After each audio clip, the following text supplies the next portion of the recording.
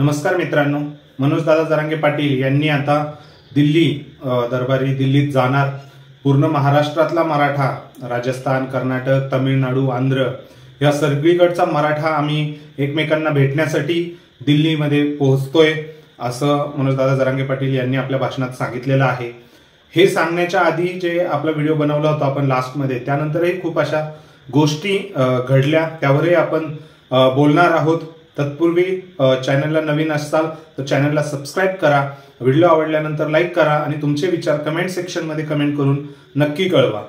जसा मराठा आरक्षणाचा हैदराबाद गॅझेट हे लागू करावं यासाठी GR निघाला, त्यानंतर बहुतांशी ओबीसी महासंघाकडूनही काही नेत्यांनी ऑब्जेक्शन्स घेतले। छगन भुजबळ जे केंद्रीय म्हणजे मंत्रिमंडळात आहे महाराष्ट्र राज्य सरकारच्या, त्यांनीही आपलं शस्त्र उपासलं आणि त्यांनी त्वरित हा GR मधल्या काही ज्या नाती संबंधातील आणि गावातील कुळातील हे शब्द बदलावा असा त्यांनी आग्रह धरला। हे सर्व घडत असताना मनोज दादा जरांगे पाटील यांनीही तसाच संयम ठेवत आणि देवेंद्र फडणवीस आणि सरकारचं कौतुक करत आम्ही काढलेल्या जो सरकारने GR काढलाय त्यावरती आम्हाला परिपूर्ण म्हणजे विश्वास आहे, त्या पद्धतीने त्यांनी वक्तव्य केली। एक हायकोर्टामध्ये याचिकाही दाखल करण्यात आली या GR मध्ये आणि त्या GRच्या विरोधात ती याचिका सुप्रीम कोर्टाने फेटाळली आहे। फेटाळण्यामागचं कारण हे न्यायमूर्ती यांनी दिलंय की हा GR तुम्हाला कसा धोकादायक आहे ओबीसी समाजाला, ज्यांनी ही याचिका दाखल केली होती त्या संदर्भात योग्य अशी उत्तरं न मिळाल्यामुळे हा GR विरोधी जी याचिका होती ती सुप्रीम कोर्टाने फेटाळलेली आहे। आता या GR जो निघालेला आहे, राधाकृष्ण विखे पाटील यांच्या अध्यक्षतेखाली जी उपसमिती आहे त्या समितीने हा GR काढलेला आहे आणि आता त्या GRला म्हणजे पुढं त्या GR प्रमाणे प्रमाणपत्र ओबीसी प्रमाणपत्र वाटण्यासंदर्भात आता काही अडथळे नाहीयेत।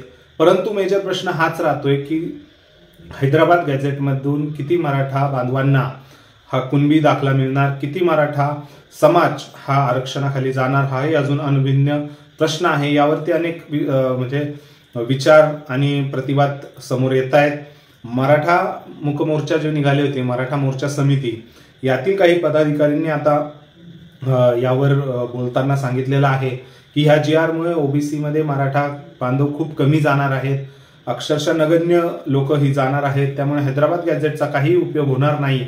या संदर्भात त्यांनी मनोज दादा जरांगे पाटील यांनी आम्हाला याच्यामध्ये घेण्यास म्हणजे आम्हाला विश्वासात घेऊन जर त्यावेळेस त्यांनी तो निर्णय घेतला असता तर निश्चितच फायदा झाला असता असं म्हणणं आहे।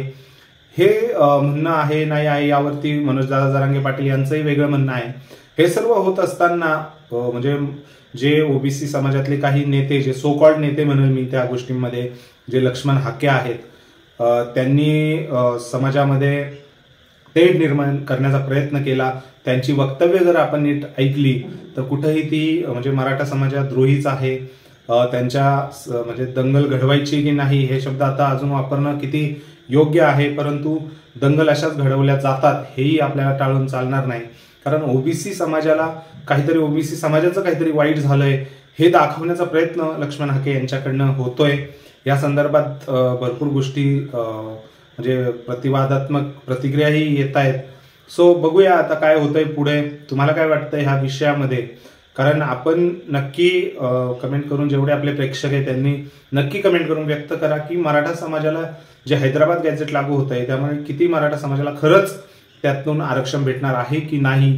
आणि जर तुमच्याकडे काही तुमच्या मतांमध्ये काही एव्हिडन्स असतील तर तेही कमेंट सेक्शन मध्ये नक्की कमेंट करा। व्हिडिओ आवडल्यास लाईक करा आणि आपल्या चॅनलला सबस्क्राईब करायला विसरू नका। भेटूया पुढच्या व्हिडिओमध्ये, तोपर्यंत जय महाराष्ट्र।